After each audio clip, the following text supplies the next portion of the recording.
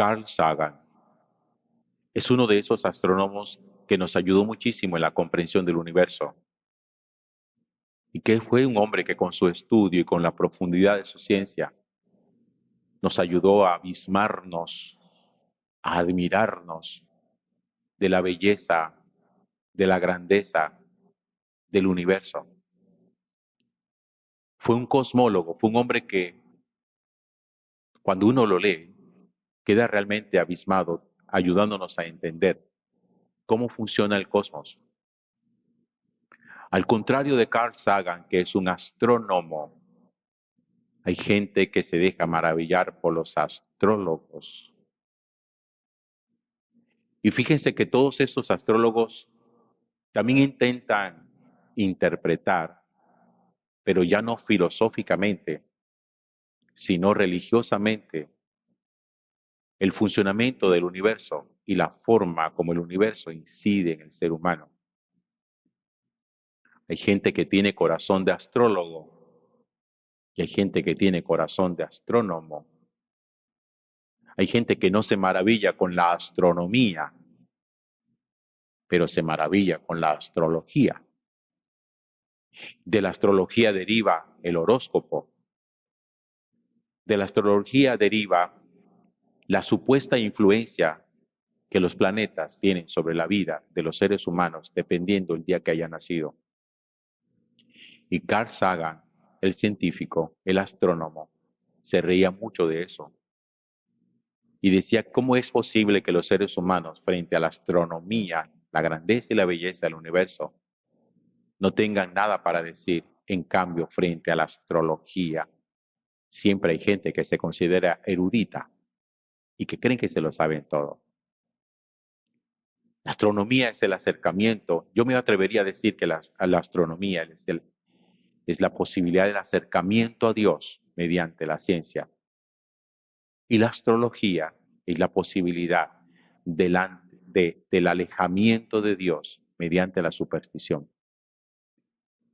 Ahí pueden darse ustedes cuenta de la diferencia enorme que existe entre ser un astrónomo y ser un astrólogo. El astrólogo, tengo que decirlo así, como creyente, nos aparta de Dios. El astrónomo nos acerca a Dios. Yo creo que hay cosas frente a las cuales nosotros hemos perdido como la capacidad de admiración. Sencillamente las vemos, no nos parece ya nada extraordinario, a lo mejor porque como estamos tan acostumbrados a verla. Por eso hay noches estrelladas que no nos dicen nada. Hay ciertas posturas de las estrellas que la gente que sabe la conoce y sabe cómo se llama y sabe de qué lado aparece, que viven maravillados por eso.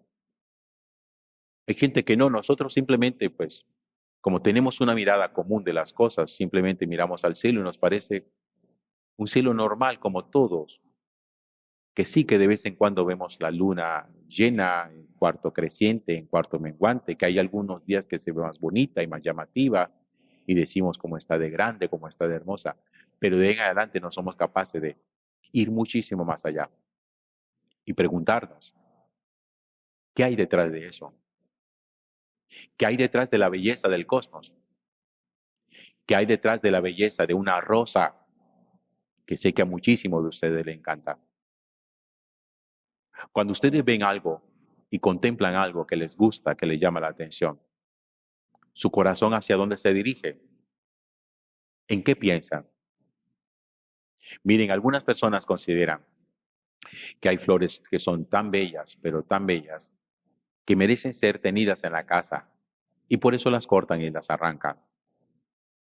Piensan que en su casa luce mucho más que en el lugar donde creció, como con ciertos animales silvestres.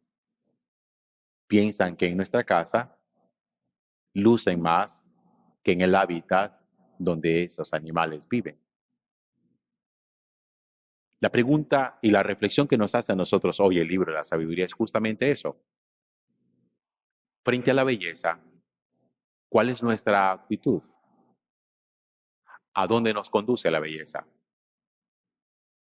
Algunos teólogos han afirmado que la belleza salvará el mundo y que cuando uno sabe contemplarla, la belleza en su universalidad, uno es capaz de dirigir su corazón al creador de la belleza y no quedarse simplemente en la belleza de las cosas que siempre termina siendo efímera.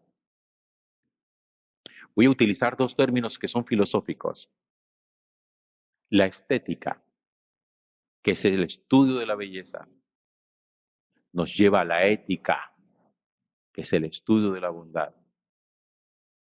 Cuando uno tiene sentido de la estética, eso lo debe conducir uno inmediatamente al sentido de la ética. Lo bello me puede conducir a lo bueno. Hasta donde las cosas bellas suscitan en mi corazón bondad para apreciar a aquel que es el autor, el creador de lo bello. Y miren cómo lo expresa el libro de la sabiduría, que lo hace más con lenguaje filosófico que con lenguaje teológico. Y dice, son necios por naturaleza. Miren cómo llama la palabra de Dios a este tipo de personas. Son necios por naturaleza aquellos que ignoran o desconocen o niegan a Dios. ¿Se acuerdan ustedes ayer en la reflexión que yo les decía? ¿Cuál es el antónimo de la sabiduría? ¿Qué es lo contrario a la sabiduría? La sabiduría es el hombre de Dios. ¿Y qué es lo contrario de un hombre sabio? Un hombre necio. Por lo tanto, ¿qué es un necio? Un necio es aquel que está lejos de Dios. Por eso dice la palabra de Dios, son necios, lejos de Dios por naturaleza, todos aquellos que lo ignoran, lo desconocen o lo niegan. La palabra de Dios dice que el ateísmo y el agnosticismo son necedad, que no tienen ninguna razón de ser, que no tienen ningún sustrato, que no tienen ninguna fundamentación, que no hay argumentación, óiganme bien, lo suficientemente sólida, científica, que lo lleve a uno a afirmar categóricamente que Dios no existe. Las posturas agnósticas y ateas son posturas de opinión, no son posturas de ciencia.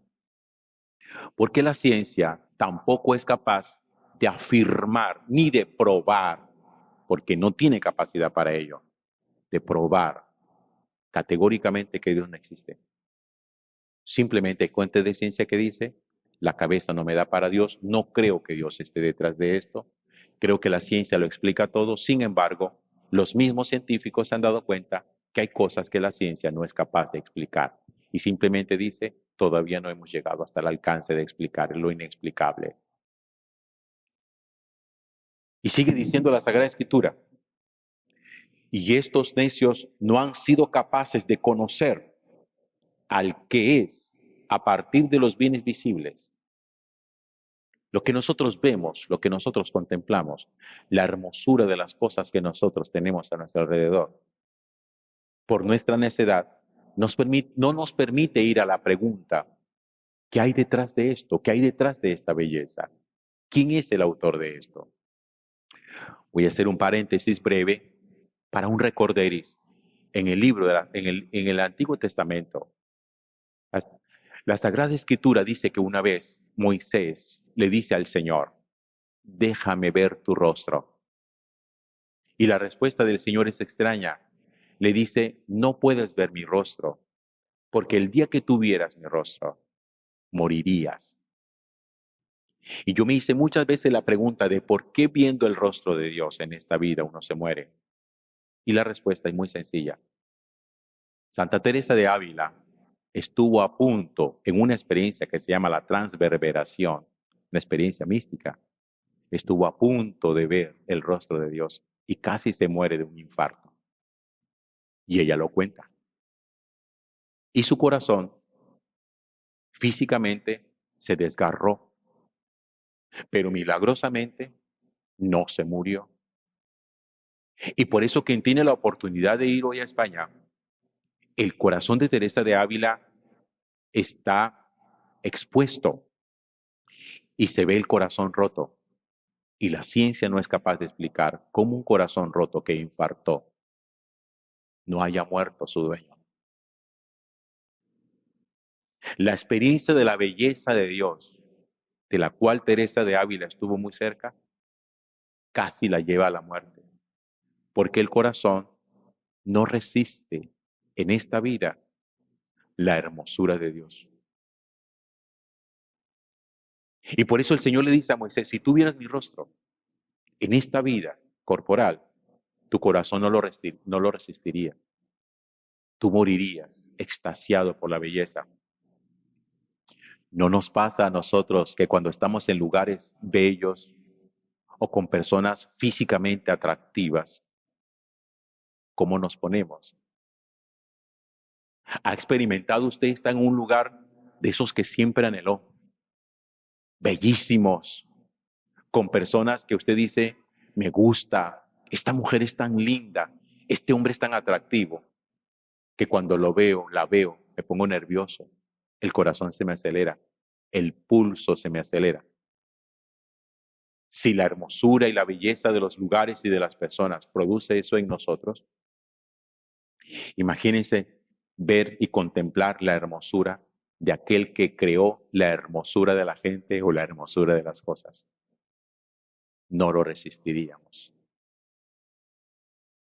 Y por eso la hermosura de las cosas es un reflejo, como a manera de espejo, de la hermosura de Dios. Y entonces por eso lo destaca el libro de la sabiduría. Estos que han sido necios por naturaleza no han sido capaces de conocer al que es a partir de los bienes visibles, ni de reconocer al artífice, es decir, al hacedor, fijándose en sus obras, sino que tuvieron por dioses al fuego, al viento, al aire, a la bóveda estrellada, al agua impetuosa, los luceros del cielo, regidores del mundo. Hay gente que cuando contemplaba la hermosura del cielo, el ímpetu de las aguas ante una lluvia torrencial, cuando veía la hermosura del fuego, el viento, la bóveda estrellada, decían simplemente, qué cosa tan bella. Esto tienen que ser nuestros dioses. Y por eso había personas que le rendían culto al fuego, pensando que el fuego era su Dios, por la hermosura del fuego. Y había gente que, contemplando la bóveda del cielo, cuando veía ciertas luces que ordinariamente no se ven en toda la época del año, decían, esos son los dioses que nos están iluminando. Y entonces rendían culto. Por eso había gente que rendía culto a los planetas y rendía culto a fuego y rendía culto al viento impetuoso y rendía culto a la lluvia torrencial. Pero no eran capaces de trascender, no eran capaces de ir allá, más allá y detrás de esta belleza. ¿Quién está? Cuando uno ve una obra majestuosa, uno siempre se pregunta, ¿quién la pensó? ¿Quién es el arquitecto de esto? Y ciertamente que hay muchas obras humanas muy bellas, templos, edificaciones, que uno dice, qué cosa tan preciosa. ¿Quién es el autor de esto?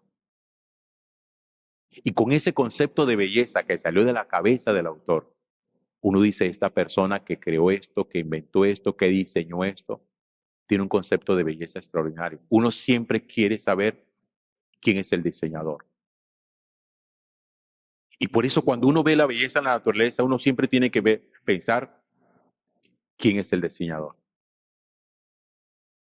¿Quién diseñó a esta mujer tan bella? ¿Quién diseñó a este hombre tan guapo? ¿Quién diseñó este paisaje? Este río, esta montaña. ¿Quién está detrás de eso? Allá es donde nos tiene que llevar a nosotros la estética, al concepto de la ética. ¿Quién es el bueno que hizo lo bello? Esa es la pregunta. ¿Quién es el bueno que hizo lo bello? Porque para hacer lo bello se necesita tener experiencia de bondad. Sin experiencia de bondad, no hay experiencia de belleza. Sigue diciendo la palabra de Dios. Si cautivados por su hermosura, ¿de cuál hermosura? La del fuego, el viento, el aire ligero, la bóveda estrellada, el agua impetuosa. Dice, si cautivados por su hermosura lo creyeron dioses, sepan cuánto los aventaja el Señor, pues los creó el autor de la belleza. La belleza tiene autor. La belleza no aparece por arte de magia. La belleza tiene un hacedor. Y entonces uno dice, si esta mujer es bella, ¿cómo será el que la creó? Si este paisaje es bello, ¿cómo será el que lo creó? Es allá donde tiene uno que llegar. Y fíjense que el libro de la sabiduría no condena la belleza, la exalta, pero nos dice hacia dónde nos tiene que conducir, hacia dónde nos tiene que llevar. Y sigue diciendo la palabra de Dios. Y si los asombró su poder y su energía, el poder y la energía de la naturaleza, calculen cuánto más poderoso es quien lo hizo, pues por la grandeza y hermosura de las criaturas se descubre por analogía a su creador. Con todo, estos merecen un reproche menor, porque a lo mejor andan extraviados, buscando a Dios y queriéndolo encontrar. Dan vueltas a sus obras, las investigan, quedan seducidos por su apariencia, porque es hermoso lo que ven. Pero si todos aquellos que pudieron escudriñar el universo, ¿cómo es posible que no encontraron a Dios? Allá donde apunta la palabra de Dios. ¿Cómo es posible que si tenemos un estándar tan alto de belleza y somos capaces de contemplar y de ser tocados por la belleza, no seamos capaces de ir detrás de la belleza y descubrir quién es el autor de la belleza? Empieza el libro de la sabiduría en este capítulo 13, hablando de la necedad, del ateísmo y del agnosticismo. Necios aquellos hombres que han ignorado, desconocido o negado a Dios. Eso es necedad.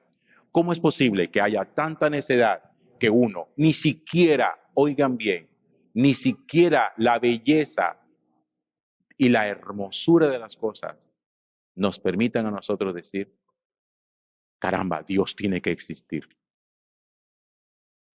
Cuando uno va a un lugar extraordinario que lo extasía uno dice, para que esto exista, Dios tiene que existir. Por eso hay un principio básico de fe, de reconocimiento, que es imposible desconocer. Uno no puede llegar a la conclusión de que esto apareció por arte de magia, de que esto apareció porque sí, como creen algunos. Eso no tiene ningún sustento, eso no tiene ninguna lógica. Que aparezca tanta belleza y tanta armonía en las cosas, armonía, que uno diga que la armonía de las cosas es accidental. No existen accidentes en el cosmos. Todo está organizado perfectamente. Tan perfectamente que los planetas en solo nuestro sistema solar, el nuestro nada más, los planetas dan un giro alrededor del Sol, cada uno a su ritmo y a su tiempo. Nosotros lo hacemos en 365 días. Y si algún día uno solo de los planetas, oigan bien, uno solo de los planetas dejara de moverse alrededor del Sol, todo nuestro sistema solar colapsaría. Estaríamos perdidos. Si la Luna se desprendiera de su órbita alrededor de la Tierra con la armonía que tiene, nuestro planeta colapsaría. Eso se llama orden en el cosmos. Y eso no es aleatorio. Eso no aparece por arte de magia. Así que cuando alguno de sus peladitos, esos adolescentes que sacan pecho y se creen gallitos intelectuales, porque hoy la gente presume de ateísmo para parecer interesante y para parecer gallo intelectual, como que eso de Dios no va conmigo. Mi cabeza es una cabeza superior para yo creer en esas cosas de viejas. Pregúntele, ¿usted está enamorado de la peladita ese que tiene? ¿Usted se ha puesto a pensar de dónde sale tanta belleza? Eso no aparece por arte de magia. Esa belleza no salió de la mamá ni del papá, porque los hijos no nacen bellos porque uno le da la gana que nazcan bellos, porque eso no es autoría nuestra. No hay que ser gallitos intelectuales, presumidos intelectuales. Y ojalá esta humildad la escuchen muchos que se sienten presumidos intelectuales. Casta superior intelectual de los que presumen de ateísmo. Yo no creo en Dios, yo no creo en esas cosas, porque es que yo soy un hombre recorrido, yo soy un hombre de ciencia, yo conozco mucho. A mí nadie me va a meter cuento. La misma palabra de Dios dice, necio. Gloria al Padre y al Hijo y al Espíritu Santo.